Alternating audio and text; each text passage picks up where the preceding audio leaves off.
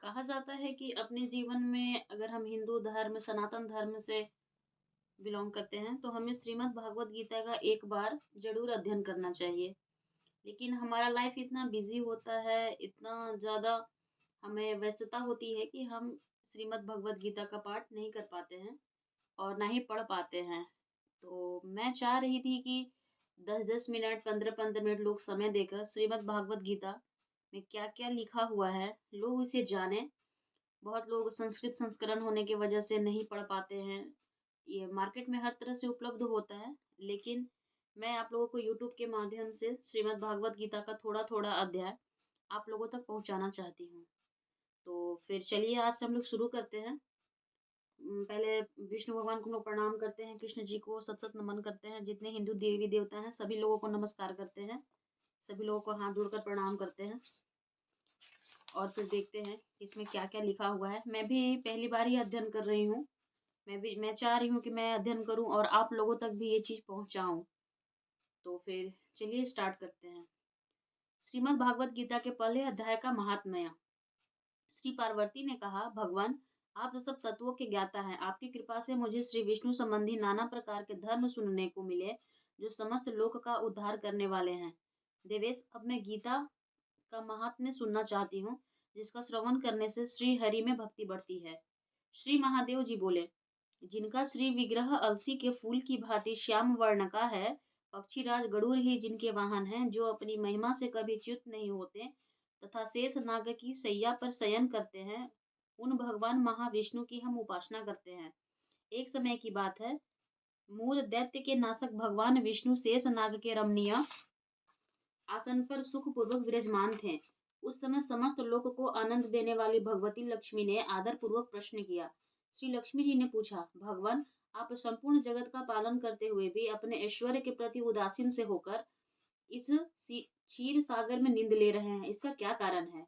श्री भगवान बोले, सुमुखी, मैं नींद नहीं लेता हूँ, अपितु तत्व का अनुसरण करने वाली अंतर्दृष्टिका के द्वारा अपने ही माहेश्वर तेज का साक्षात्कार कर रहा हूँ। देवी, यह वही तेज है जिसका योगी पुरुष कुशाग्र बुद्धि के द्वारा अपने अनंतःकरण में दर्शन करते हैं तथा जिसके मीमांसक विद्वान वेदांतों का सार तत्व निश्चित करते हैं।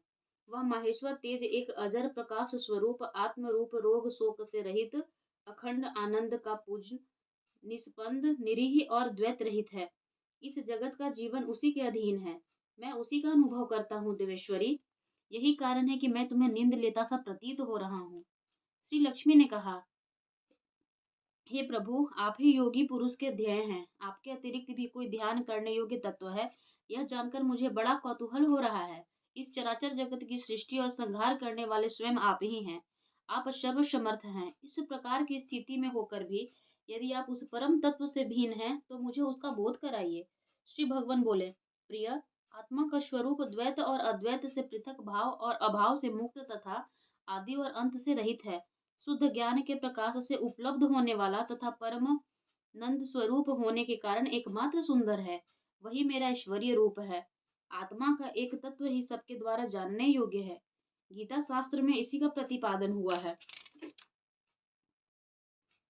अमित तेजस्वी भगवान विष्णु के ये वचन सुनकर लक्ष्मी देवी ने शंका उपस्थित करते हुए कहा, भगवान, यदि आपका स्वरूप स्वयं परमानंदमय और मन वानिकी की पहुंच के बाहर है, तो गीता कैसे उसका बोध कराती है? मेरे इस संदेह का आप निवारण कीजिए। श्री भगवान बोले, सुंदरी, सुनो, मैं गीता में अपनी स्थिति का वर्णन करता हूँ। क्रमशः 5 अध्याय को तुम 5 मुख जानो, 10 अध्याय को 10 भुजाएं समझो तथा 1 अध्याय को उदर और 2 अध्याय को दोनों चरण कमल जानो।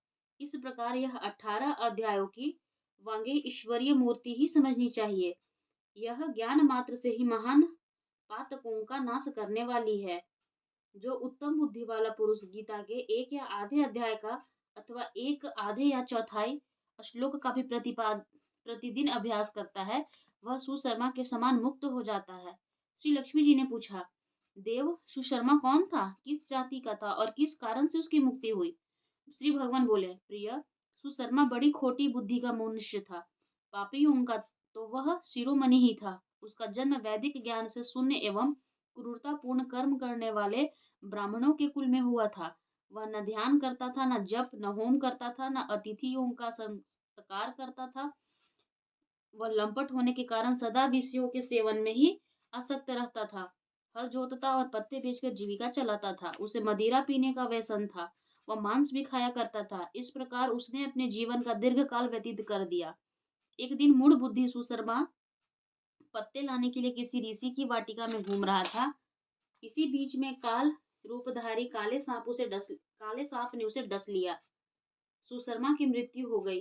तदंतर वह अनेक नरकों में जा वहां की यातनाएं भोगकर मर्त्यलोक में लौट आया और वहां बोझ ढोने वाला बैल हुआ। उस समय किसी पंगु ने अपने जीवन को आराम से व्यतीत करने के लिए उसे खरीद लिया।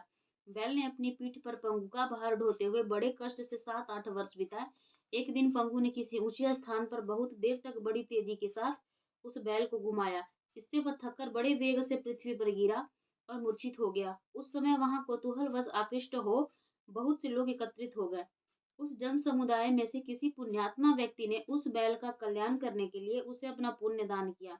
तत्पश्चात कुछ दूसरे लोगों ने भी अपने अपने पुण्य को याद करके उन्हें उसके लिए दान किया।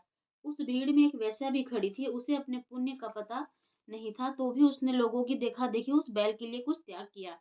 तदंतर यमराज के दूत उसे मरे हुए प्राणी को पहले यमपुरी में ले गए।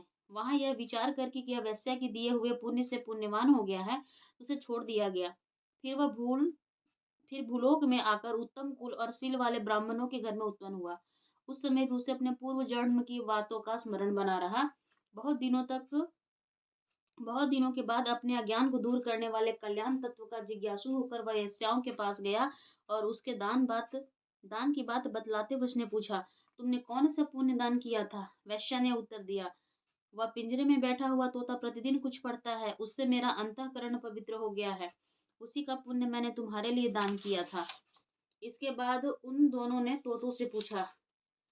तब तब उस तोते ने अपने पूर्व जन्म का स्मरण करके प्राचीन इतिहास कहना आरंभ किया। शुक बोला, पूर्व जन्म में मैं विद्वान होकर भी विद्वता के अभिमान से मोहित रहता था। मेरा राग द्वेष इतना बढ़ गया था कि मैं गुणवान विद्वानों के प्रति भी ईर्ष्या भाव रखने लगा। फिर समयानुसार मेरी मृत्यु हो गई और मैंने अनेकों घृणित लोगों में भटकता फिरा। उसके बाद उस लोक में आया। सदगुरु की अत्यंत निंदा करने के कारण तोते के कुल में मेरा जन्म हुआ। पापी होने के कारण छोटी अवस्था में ही मेरे माता पिता से वियोग हो गया। एक दिन मैं ग्रीष्म ऋतु में तपे हुए मार्ग पर पड़ा था। वहां से कुछ श्रेष्ठ मुनि मुझे उठा लाए और महात्माओं के आश्रय में आश्रम के भीतर एक पिंजरे में उन्होंने मुझे डाल दिया। वही मुझे पढ़ाया गया। ऋषियों के बालक बड़े आदर के साथ गीता के प्रथम अध्याय की आवृत्ति करते थे। उन्हीं से सुनकर मैं भी बार बार पाठ करने लगा। इसी बीच में एक चोरी करने वाला बहेलिये ने मुझे वहां से चुरा लिया। तत्पश्चात इस देवी ने मुझे खरीद लिया। यही मेरा वृतांत है, जिसे मैंने आप लोगों को बता दिया। पूर्व काल में मैंने इस प्रथम अध्याय का अभ्यास किया था, जिससे मैंने अपने पाप को दूर किया है। फिर उसी से इस वेश्याओं की भी अंतःकरण शुद्ध हुआ है और उसी के पुण्य से द्विज श्रेष्ठ सुशर्मा भी पाप मुक्त हुए हैं। इस प्रकार परस्पर वार्तालाप और गीता के प्रथम अध्याय के महात्मा की प्रशंसा करके वे तीनों निरंतर अपने अपने घर पर गीता का अभ्यास करने लगे। फिर ज्ञान प्राप्त करने से वे मुक्त हो गए। इसलिए जो गीता के प्रथम अध्याय को पढ़ता, सुनता तथा अभ्यास करता है, उसे इस भव सागर पार करने में कोई कठिनाई नहीं होती है। तो दोस्तों, हम लोग प्रथम अध्याय की महात्म्य की प्रशंसा हम लोग पढ़ चुके हैं। तो हम लोग प्रथम पाठ जो है, प्रथम अध्याय, उसका पाठ हम लोग कल करेंगे। आज उस पाठ के कितने फायदे होते हैं ये हमने जाना है। आप लोग अपने डेली रूटीन से सिर्फ 10 से 15 मिनट समय निकालिए।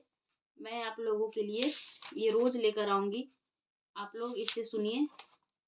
ऐसे तो आप लोग नहीं पढ़ पाइएगा, लेकिन हो सकता है कि इसी के थ्रू आप लोग जानिए कि क्या है, नहीं है, क्या है हमारे भागवत गीता में।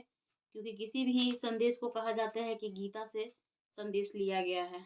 तो फिर मैं उम्मीद करती हूँ कि आप लोगों को अच्छा लगा होगा सुनकर, और आप लोगों में जिज्ञासा जागी होगी अध्याय के बारे में जानने के लिए। आप लोग मुझे लाइक कीजिए, शेयर कीजिए, सब्सक्राइब कीजिए और कमेंट करके बताइए कि आप लोगों को कैसा लगा श्रीमद् भागवत गीता का प्रथम अध्याय के बारे में जानने के लिए। प्रथम अध्याय का चर्चा हम लोग कल करेंगे।